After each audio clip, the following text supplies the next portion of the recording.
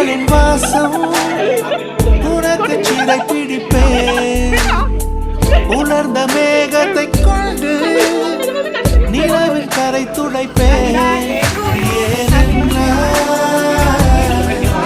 உன் பிறந்த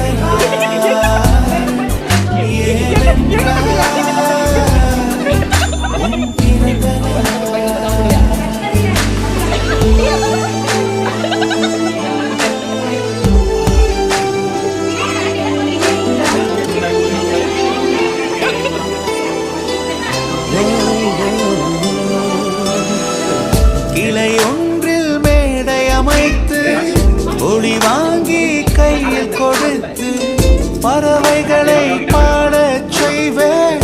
இலையெல்லாம் கைகள் தட்ட அதில் வெல்லும் பறவை ஒன்றை உன் காதில்